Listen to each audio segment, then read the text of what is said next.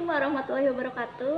Oke teman-teman semua, di video kali ini saya akan sharing terkait pembuatan lembar kerja peserta didik atau LKPD.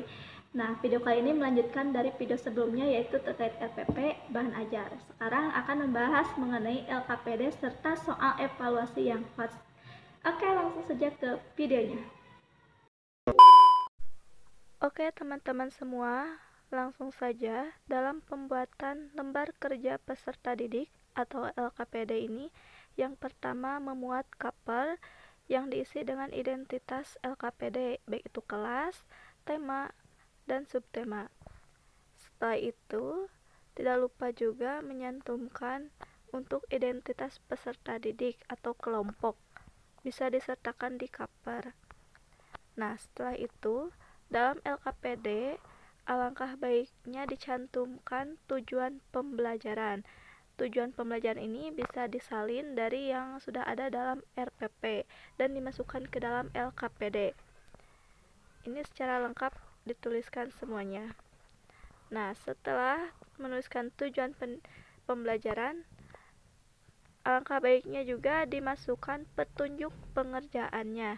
Seperti yang pertama, jangan lupa berdoa sebelum belajar. 2. Bacalah petunjuk lembar kerja peserta didik. 3. Kerjakan lembar kerja peserta didik dengan teratur. 4. Bertanyalah pada guru jika ada yang belum dipahami. Dan 5. Setelah selesai, jangan lupa berdoa kembali. Nah, ini untuk petunjuk pengerjaan secara umum. Namun apabila dalam lembar kerja peserta didik ini terdapat tugas-tugas yang memerlukan petunjuk pengerjaan yang lebih detail, bisa dicantumkan secara lebih detail dalam petunjuknya, seperti itu. Nah, untuk alat dan bahan pada LKPD yang sesuai RPP kali ini hanya membutuhkan alat tulis, buku, dan gambar. Nah, dalam pembuatan LKPD ini tidak seperti berbentuk soal. Kalau soal biasanya seperti ini kan, jelaskan apa yang dimaksud Pancasila atau sebutkan bunyi butir-butir Pancasila. Namun dalam lembar kerja ini berupa bentuknya seperti aktivitas. Ada kegiatan yang dilakukan oleh siswa. Nah, seperti pada aktivitas 1, ini muatan pembelajaran PPKN. Untuk tugas LKPD-nya seperti ini. Cobalah untuk pasangkan masing-masing anggota keluarga berikut sesuai dengan pekerjaannya. Nah, di sini ada gambar yang harus dipasangkan dengan pekerjaannya. Misalkan itu ada gambar Siti, Ibu Siti, Ayah Siti, dan misal Kakak Siti.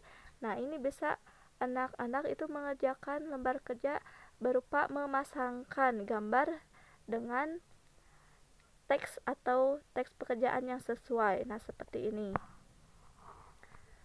Nah, lalu ini masih di aktivitas 1. Ada juga tugasnya seperti ini. Setelah memasangkan masing-masing anggota keluarga sesuai dengan pekerjaannya, tulislah tugas atau kegiatan anggota keluarga yang sesuai dengan nilai-nilai Pancasila pada gambar berikut ini.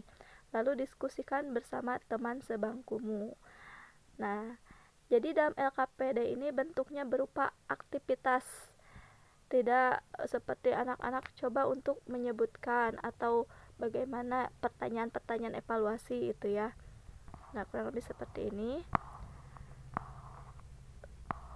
Lanjut aktivitas kedua, muatan materi pembelajaran matematika. Ini juga sama. Setelah mengenal pecahan nilai uang, cobalah untuk membandingkan pecahan mata uang berikut ini, lalu urutkanlah dari yang nilainya terkecil. Nah, ini anak jadi setelah mengenal pecahan nilai uang, lalu mencoba untuk membandingkan, lalu mengurutkannya. Nah, seperti ini. Ini untuk lembar aktivitas 2.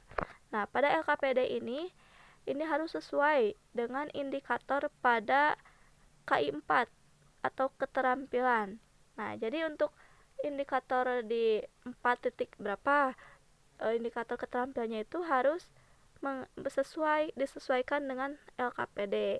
Sedangkan untuk indikator evaluasi, indikator pengetahuan KI 3 itu disesuaikan dengan soal evaluasi.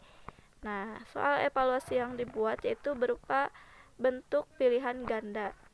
Nah, ini untuk soal evaluasinya, karena ada 2 muatan mata pelajaran, jadi soal yang dibuat itu 5 soal untuk mata pelajaran PPKN dan 5 soal untuk mata pelajaran matematika. Dalam pembuatan soal evaluasi ini, senantiasa juga mengacu pada indikator pengetahuan KI 3. Nah, yang tadi sudah kita buat dengan bentuk kategori kognitif yang HOTS ya.